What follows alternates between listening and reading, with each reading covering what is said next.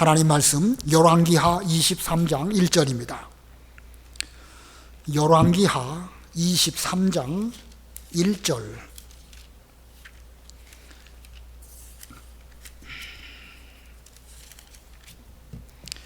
열왕기하 23장 1절 15절까지 봉독합니다.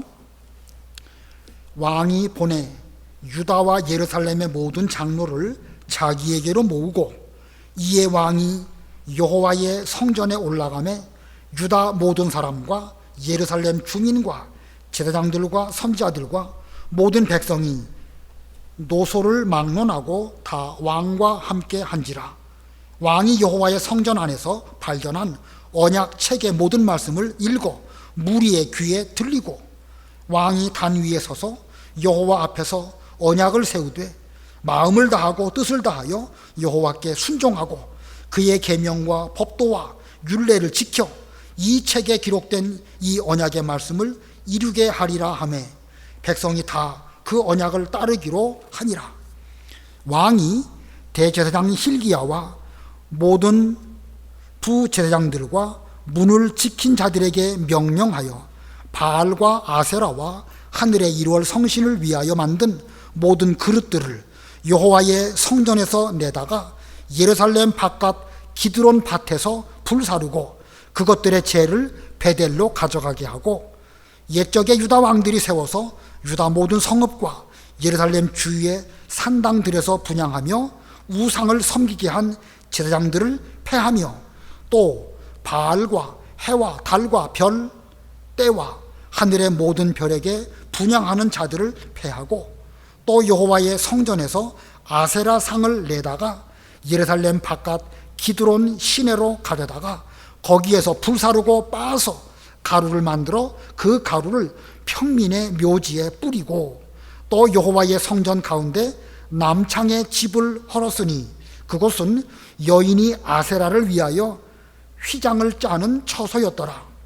또 유다 각 성읍에서 모든 제사장들을 불러오고, 또 제사장이 분향하던 산당을 게바에서부터 브엘세바까지 더럽게 하고, 또 성문의 산당들을 헐어버렸으니 이 산당들은 그 성읍의 지도자 여호수아의 대문 어귀 곧 성문 왼쪽에 있었더라. 산당들의 제사장들은 예루살렘 여호와의 제단에 올라가지 못하고 다만 그의 형제 중에서 무교병을 먹을 뿐이었더라. 왕이 또 흰놈의 아들 골짜기에 도벳을 더럽게 하여 어떤 사람도 몰록에게 드리기 위하여 자기의 자녀를 불로 지나가지 못하게 하고, 또 유다 여러 왕이 태양을 위하여 드린 말들을 제하여 버렸으니 이 말들은 여호와의 성전으로 돌아가는 곳의 근처 넷이 나단 멜렉의 집 곁에 있던 것이며, 또 태양 수레를 불사르고 유다 여러 왕이 아하스의 다락 지붕에 세운 제단들과 므낫세가 여호와의 성전 두 마당에 세운 제단들을 왕이 다 헐고 거기서 빻아내려서 그것들의 가루를 기드론 시내에 쏟아버리고, 또 예루살렘 앞 멸망의 산 오른쪽에 세운 산당들을 왕이 더럽게 하였으니, 이는 옛적에 이스라엘 왕 솔로몬이 시돈 사람의 가증한 아스다롯과 모압 사람의 가증한 그모스와 암몬 자손의 가증한 밀곰을 위하여 세웠던 것이며, 왕이 또 석상들을 깨뜨리며 아세라 목상들을 찍고 사람의 해골로 그곳에 채웠더라. 또한 이스라엘에게 범죄하게 한 느밧의 아들 여로보암이 베델에 세운 제단과 산당을 왕이 헐고, 또 그 산당을 불사르고 빻아서 가루를 만들며 또 아세라 목상을 불살랐더라. 거기까지 봉독합니다.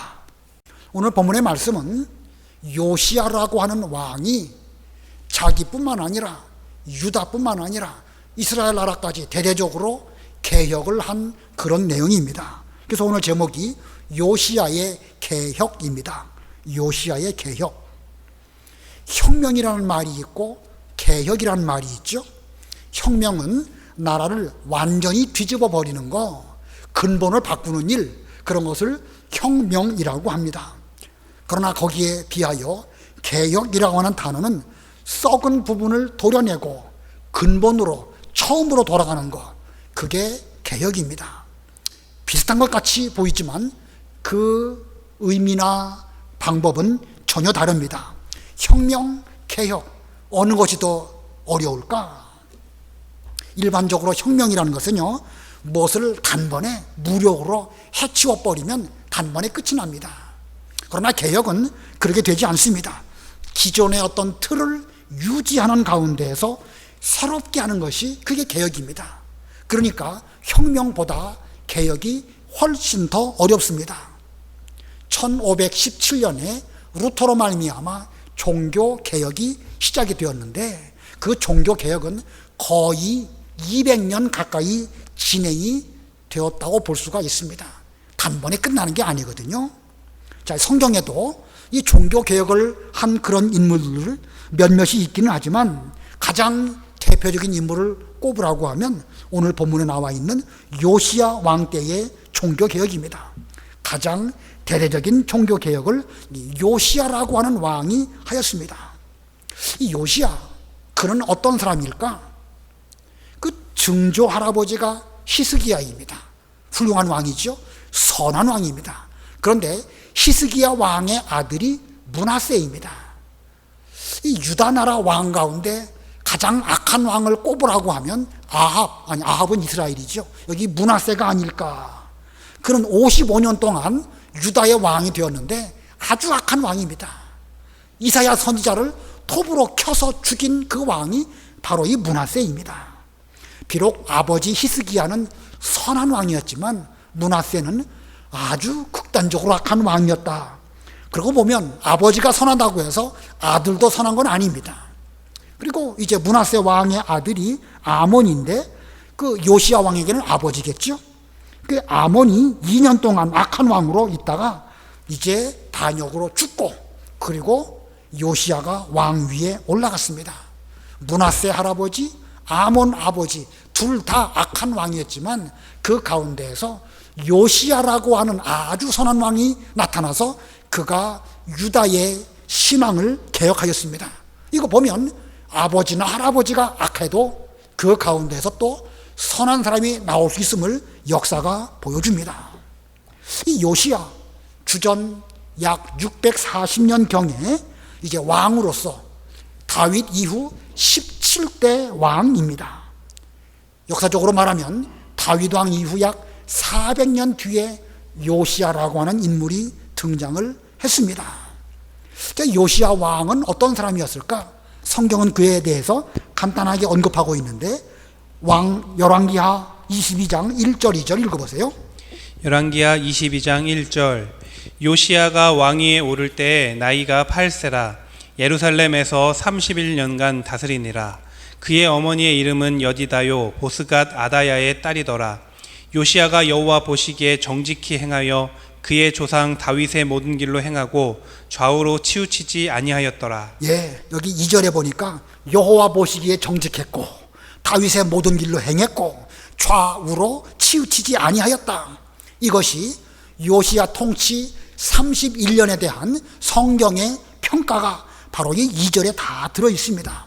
여호와 보시기에 정직했고 다윗의 모든 길로 행하였고 그리고 하나님의 말씀에 대하여 좌우로 치우치지 아니하였다. 자, 그가 왕 위에 올라가서 통치했는데 처음부터 그렇게 완벽하게 했을까? 그건 아니겠죠. 요시야가 8살에 왕 위에 올라갔는데 8살짜리가 왕 위에 올라가갖고 처음부터 뭘 잘하겠습니까? 더군다나 그의 할아버지 므낫세가 55년 동안 나라를 통치하고 그의 아버지 아몬이 2년 동안 악하게 통치했는데 8살짜리 요시야가 왕 위에 올라가가지고 그 모든 더러운 것들을 다 척결시켜버리고 개혁을 했을까? 그렇지 않습니다. 개혁이라는 게 그렇게 하루아침에 이루어지는 것이 아닙니다. 요시야, 그는 왕이 되고 이제 18년째가 되어서 그는 그의 나라를 비로소 개혁을 하게 되었던 것입니다. 자, 요시야의 개혁 어떻게 이루어졌는가? 요시야의 개혁의 단계를 4가지로 조목조목 말씀을 드리도록 하겠습니다. 요시야의 계획이 어떻게 이루어졌을까? 첫 번째는요, 자신이 말씀 앞에서 회개함으로 시작되었습니다. 요시야의 개혁, 말씀 앞에서 자신이 먼저 회개함으로 개혁이 시작되었습니다. 어린 요시야가 8살에 왕이 되고, 그리고 왕 된 지 18해가 되었습니다. 그러니까 그의 나이가 26살이 되었죠. 26살, 이제는 적지 않은 그런 나이입니다. 그런 왕으로서 명령을 합니다.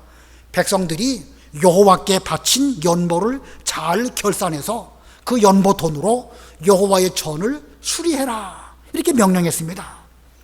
솔로몬 왕 때의 성전을 세우고 세월이 약 300년 혹은 350년 지났으니까 성전 수리할 일이 아주 많이 있었습니다.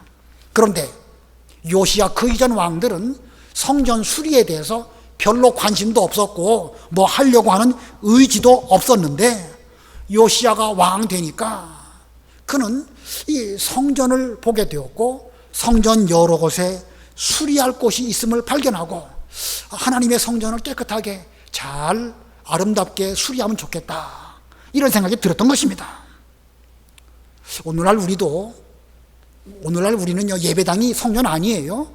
그러나 예배당을 볼 때에 예배당 어디를 좀 잘 고쳐서 좀 좋게 하고 좀 더 개선해서 우리도 하나님께 예배 드릴 때 좋은 가운데서 예배 드리고 우리의 다음 세대에게도 좋은 예배당을 물려주면 좋을까, 좀 이런 관점으로 이 요시야처럼 그렇게 바라보는 이런 시각이 오늘날 우리에게도 필요합니다. 자, 이렇게 요시야는 26살 되었을 때에 이와 같은 마음가짐으로 하나님의 성전을 수리하게 했습니다. 그런데 사람들이 성전을 수리하다가 성전에서 율법책 하나를 발견하게 됩니다. 우연히 발견했죠. 우연히 율법책을 발견했지만 그건 우연이라기보다는 필연적으로 하나님이 그에게 그런 은혜를 베풀어 주신 것입니다. 여기서 말하는 율법책, 곧 모세오경을 말하는 것입니다. 요시야는 그 발견된 율법책을 낭독하게 하고, 그 말씀 앞에서 먼저 자기 자신이 돌아보니까 자기가 얼마나 하나님을 잘못 섬겼는가, 그걸 발견하게 되고 그 앞에서 옷을 찢고 회개했습니다. 열왕기하 22장 11절 읽어보세요. 22장 11절 왕이 율법책의 말을 듣자 곧 그의 옷을 찢으니라. 어떤 사람으로 율법책을 낭독하게 했는데, 낭독되는 율법을 들을 때에 요시야는 자기의 죄가 생각이 나고 자기의 마음을 찢는 심정으로 자기의 옷을 찢었습니다. 회개했단 말이죠. 말씀을 듣고 자기를 바라보니까 자기에게 얼마나 형편없는 죄가 있는지 발견하고 그런 마음을 찢는 심정으로 그의 옷을 찢었습니다. 이와 같이 요시야가 회개하니까 이제 그 당시에 여선지자 훌다가 있었는데, 훌다로 하여금 하나님의 뜻이 무엇인지를 또한 깨닫게 주었습니다. 열왕기하 22장 18절 19절 읽어보세요. 22장 18절 너희를 보내 여호와께 묻게 한 유다 왕에게는 너희가 이렇게 말하라. 이스라엘의 하나님 여호와가 이같이 말씀하셨느니라. 내가 들은 말들에 대하여는 내가 이 곳과 그 주민에게 대하여 빈 터가 되고 저주가 되리라 한 말을 내가 듣고 마음이 부드러워져서 여호와 앞 곧 내 앞에서 겸비하여 옷을 찢고 통곡하였으므로 나도 내 말을 들었노라. 여호와가 말하였느니라. 지금 읽은 이 말씀은요, 여선지자 훌다가 요시야 왕에게 들려준 말입니다. 성경에 여선지자 별로 많이 등장하지 않지요. 그러나 성경에는 여선지자도 제법 있습니다. 여선지자 드보라, 또 누가복음에 나오는 여선지자 안나, 또 여기 나오는 훌다, 이런 사람들입니다. 자, 그들이 회개한 요시야에게 하나님의 뜻을 말해주는데, 이 유다가 점점 죄악을 많이 범했기 때문에 하나님의 진노가 준비되어 있지만, 회개한, 그래서 마음이 부드러워진 그 요시야에게 대해서만큼은 하나님께서 그 통곡을 들으셨고, 그리고 하나님의 무서운 진노가 임하지 않게 해주겠노라, 이렇게 말을 하였던 것입니다. 자, 성전 수리를 했고 율법책을 발견했고 그 율법책 앞에서 자기를 회개하고, 회개한 가운데 여선지자의 말을 잘 들은 요시야에게 하나님께서 이와 같은 은혜를 베풀어 주셨던 것입니다. 자, 그런데 요시야는 여기까지만 간 것이 아닙니다. 자기가 회개하고 자기가 죄에서 돌이킨 이후에 또 나아가서 그는 유다의 왕으로서 유다의 장로들, 유다의 여러 백성들 다 모아놓고 성전에 모이게 하고 자기가 은혜 받은 그 율법책을 그들 앞에서 또한 낭독하게 했습니다. 열왕기하 23장 1절 2절 읽어보세요. 23장 1절 왕이 보내 유다와 예루살렘의 모든 장로를 자기에게로 모으고 이에 왕이 여호와의 성전에 올라가매 유다 모든 사람과 예루살렘 주민과 제사장들과 선지자들과 모든 백성이 노소를 막론하고 다 왕과 함께 한지라. 왕이 여호와의 성전 안에서 발견한 언약책의 모든 말씀을 읽어 무리의 귀에 들리고 왕이 명령하니까 다 모였습니다. 하나님의 성전에 모였습니다. 그리고 이제 그 발견한 언약책, 그 언약책을 그 모든 무리 앞에서 들어서 귀에 들렸는데 3절 우리 다 같이 합독하십니다. 3절 시작. 왕이 단 위에 서서 여호와 앞에서 언약을 세우되 마음을 다하고 뜻을 다하여 여호와께 순종하고 그의 계명과 법도와 율례를 지켜 이 책에 기록된 이 언약의 말씀을 이루게 하리라 하며 백성이 다 그 언약을 따르기로 하니라. 자, 여호와 앞에서 지금 왕과 백성 사이에 언약을 체결하는데 우리 모두가 이제부터 이 말씀대로 신앙생활하자 왕이 말하고 우리 서로 언약을 맺자 이렇게 말하니까 모든 백성이 여호와 앞에서 반드시 율법대로 살겠습니다 라고 언약을 맺었습니다. 자, 오늘 지금 이 내용 가운데에서 요시야의 개혁, 요시야의 개혁은 요시야 한 사람의 회개로 말미암아 출발했다. 그런 면으로 요시야 한 사람이 중요합니다. 한 사람의 회개가 그만큼 중요합니다. 또 한 가지 요시야의 그 개혁은 율법책 곧 하나님 말씀으로 말미암았다. 이 두 가지가 중요합니다. 한 사람의 회개가 중요하고요. 그 회개의 근원은 또한 여호와의 말씀 율법책에서부터 말미암았다는 것입니다. 만일 이 개혁이 무슨 인위적인 방법으로 요시야가 유다의 왕이니까 앞으로 내 말을 다 듣고 우리 모두가 다 개혁하자 이렇게 했다고 하면, 왕의 권위로 했다고 하면 얼마 지나면 그 개혁은 실패할 수밖에 없었을 것입니다. 그러나 지금 요시야의 개혁은요 무슨 인위적인 방법으로 왕의 명령을 한 것이 아니라 하나님과 그 말씀 앞에서 출발했기 때문에 결국은 성공하게 되었던 것입니다. 올바른 개혁의 원동력은 하나님이시고 하나님의 말씀입니다. 아까 종교개혁을 제가 말씀드렸죠. 1517년에 종교개혁이 있었습니다. 그 종교개혁이 되어질 그 무렵 즈음에 인쇄술이 발달해가지고 그때서부터 비로소 성경을 찍어내는데 영어로 찍어내고 독일어로 찍어냈습니다. 사람들이 점점 성경을 볼 수 있는 기회가 생겼습니다. 그리고 사람들의 의식이 깨어나게 되었습니다. 아, 우리가 지금 성경 말씀대로 신앙생활을 못하고 있구나. 이렇게 저렇게 많은 사람들이 느낄 즈음 루터, 칼빈 이런 사람들이 종교개혁에 앞장을 섰습니다. 한 사람으로 말미암아 그 개혁이 출발되었을 때에 많은 사람들이 다 여호와의 말씀 앞에 회개하고 돌이켰기 때문에 그 대대적인 종교개혁은 잘 이루어져서 오늘날까지 이르게 된 것입니다. 요시야 왕 때의 개혁이나 또 중세 때의 종교개혁이나 그 시기는 다를지라도 그 방편은 똑같습니다. 바로 말씀입니다. 요시야 왕 때에 모세의 율법을 그대로 이제 지키도록 다윗 왕 이후에 그들이 잘 믿어보려고 했지만 시간이 지나니까 점점 하나님을 섬기는 방법과 우상 섬기는 방법이 혼합되고 말았습니다. 혼합주의가 유다 나라에까지, 이스라엘은 북이스라엘은 그렇다 치더라도 유다 나라까지 들어오고 말았는데 다시 옛날 성경으로 돌아가고 율법으로 돌아간 것, 그것이 곧 요시야 왕 때의 개혁이었고 종교개혁 때 역시도 마찬가지입니다. 예수님 이후 사도들 가르침 이후 오랜 세월이 지나면서 기독교인들이 하나님을 섬긴다고 하면서 이상하게 다른 여러 가지 방법들을 쓰다가 혼합주의가 되다가 성경으로 돌아가자. 성경으로 돌아가자는 것이 종교개혁의 중요한 기초 빛이었던 것입니다. 자, 지금의 우리는 어떨까요? 오늘날 우리는, 대한민국의 기독교는 어떨까? 우리나라의 기독교가 들어와 갖고 상당히 많이 부흥하고 발전해서 오늘날까지 왔습니다. 상당히 많은 핍박들이 있었죠.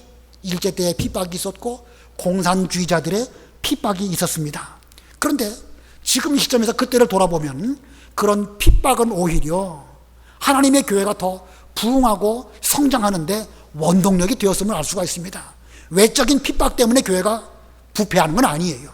지금 이 시점에서 보면 우리의 문제는 내부에 있습니다. 이 내부의 부패가 점점 만연해지니까 지금 대한민국의 기독교가 상당히 위험한 가운데 있습니다. 그러므로 분명히 지금 우리에게도 개혁이 필요합니다.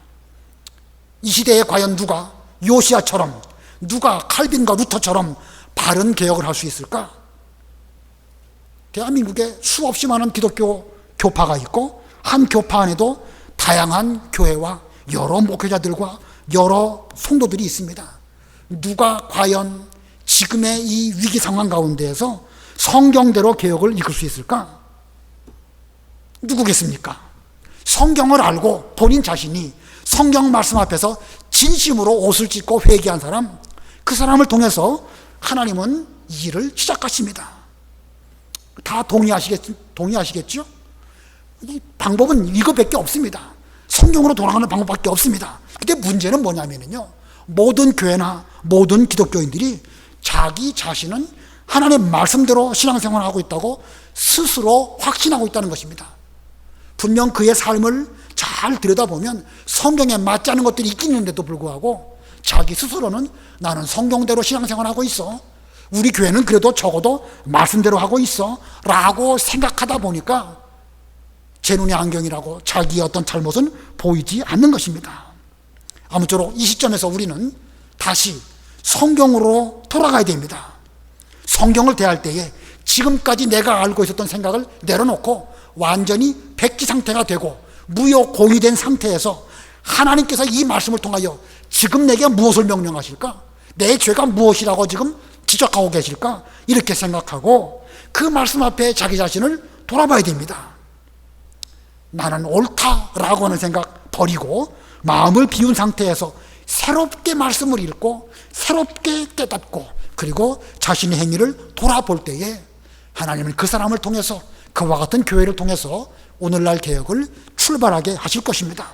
그 다음에 두 번째로, 아까 첫 번째는 자기가 먼저 말씀을 읽고 옷을 찢는 회개를 했다. 두 번째는요, 요시야의 개혁의 두 번째는 성전을 정결케 했습니다. 성전을 정결케 했다. 한마디로 말하면 우상을 제거했다는 말입니다. 자, 이 요시야의 개혁운동, 이제는 요시야 왕 한 사람으로 말미암아 추진되는 것이 아니라 모든 장로, 모든 선지자, 모든 제사장, 모든 백성들이 다 그 개혁에 참여하게 되었습니다. 자, 그들은 모두 여호와 앞에서 언약대로 이 개혁을 이제 하게 되었는데 아무도 그 개혁을 막을 수가 없습니다. 왜냐하면 그 배후에는 하나님의 말씀이 있고 또 그 말씀의 배후에는 여호와 하나님이 계시기 때문에 그렇습니다. 그래서 그들은 제일 먼저 개혁을 위해서 성전을 정결케 했는데 4절부터 7절까지가 성전 정결케 한 모든 내용들인데 다 읽을 수가 없으니까 6절, 7절만 읽어보세요. 6절, 7절. 23장 6절. 또 여호와의 성전에서 아세라 상을 내다가 예루살렘 바깥 기드론 시내에 가져다 거기에서 불사르고 빻아서 가루를 만들어 그 가루를 평민의 묘지에 뿌리고 또 여호와의 성전 가운데 남창의 집을 헐었으니 그곳은 여인이 아세라를 위하여 휘장을 짜는 처소였더라. 예, 본문 4절부터 쭉 보시면은요, 그 당시 하나님의 성전 안에 바알과 아세라와 하늘의 1월 성신을 섬기기 위한 그릇들이 있었습니다. 여호와께 제사 드릴 때 쓰는 그릇도 있었지만 우상 섬길 때 쓰는 그릇들이 성전 안에 있었던 말씀입니다. 그거 다 치워버렸습니다. 또 우상 섬기는 일을 주도했던 제사장들 다 패버렸습니다. 아세라 상도 있었습니다. 아세라, 그 여신인데 바알이 남신이라고 하면 아세라는 여신이에요. 그 아세라 상, 목상이 나무로 된 상인데 그것도 있었고, 심지어 여호와의 성전 가운데에 남창의 집도 있다고 그랬습니다. 남창이 뭔지 아시죠? 자, 남창. 자, 이게 참 별의별 일들이 그 당시 성전 안에 있었습니다. 이런 일들이 어떻게 유다 나라에 있었을까? 성전 안에 아세라 상도 있고 성전 안에 남창들의 집도 있었다니 도저히 있을 수도 없고 또 있었다고 상상할 수 없는 그런 일들이 유다 역사 속에 있었습니다. 자, 요시야는 이 종교개혁을 위해서 이 모든 것들을 완전히 다 제거하고 그것들을 가져다가 불타는 것은 다 태워버리고 불타지 않은 것들은 가루로 빻아가지고 그 이 무덤에다 갖다 뿌려버렸습니다. 무덤에다 뿌렸다는 것은 이제 그 거룩하지 못하게 함으로써 다시 그것 가지고 쓰지 못하도록 이렇게 만들어 버렸다는 것입니다. 유다 역사 가운데 심지어 하나님의 성전에 이와 같은 것들이 있었다. 그렇다고 하면 오늘날 우리에게도 이런 게 있을 수 있습니다. 오늘날 여기 요시야 왕 때의 성전이 그랬다라고 하면 오늘날로 말하면 교회 일터인데 오늘날 교회 내에 어떤 우상들이 들어와 있을까? 우리가 그런 우상들을 불태울 건 불태워버리고 가루로 빻을 것은 빻아버리고 무덤에 갖다 버릴 것은 다 무덤 갖다 버려가지고 다시는 이것이 교회 내에 고개 들지 못하도록 그렇게 해야 되겠는데 오늘날 우리들의 교회에 들어와 있는 우상이 무엇일까? 두 가지 우상을 말씀드린다고 하면 첫 번째는요, 가장 흉측한 우상으로 맘몬 우상입니다. 맘몬이라는 우상은 돈 우상을 말하는 것입니다. 맘몬, 영어로 말하면 거기에서 money라고 하는 단어가 나왔습니다. 돈이라는 말이죠. 돈 우상. 요새 우리 기독교가 시끄러운데 뭐 때문에 시끄럽죠? 뭐 정치 문제 때문에 시끄럽습니까? 물론 어느 정도 그런 것이 있죠. 그러나 그 가장 그 밑바탕을 보면은요, 결국은 돈 때문에 그렇습니다. 교회마다 돈 때문에 싸우고, 돈 때문에 세습하고, 돈 때문에 기도원 갖고 서로 소송 걸고, 뭐 여러 복잡한 일들, 뭐 교회 여러 가지 재건축하는데 뭐 80억밖에 안 되는데 뭐 얼마 달라고 하고, 이런 일들이 다 그 배후에는요, 돈 때문에 그렇습니다. 돈 우상이 지금 교회에 들어와 가지고 대한민국 교회를 온통 어지럽히고 있고 우리도 열애는 아닙니다. 그러나 두 번째 우상은 무엇이냐면요, 교회 내에 들어온 음행입니다. 여기 여호와의 성전에 남창의 집이 있었다. 오늘날 교회 내에 음행죄가 들어왔습니다. 대한민국의 시끄러운 교회 가운데 음란 문제가 개입되지 않은 교회가 거의 없다시피 합니다. 우리에게는 이런 문제가 없을까? 우리에게는 이런 문제 없을까요? 우리 바로 코 앞에 있는 줄 알아야 됩니다. 지척에 있어요. 그래가지고 내가 잠깐 방심하면 나도 그렇게 될 수 있습니다.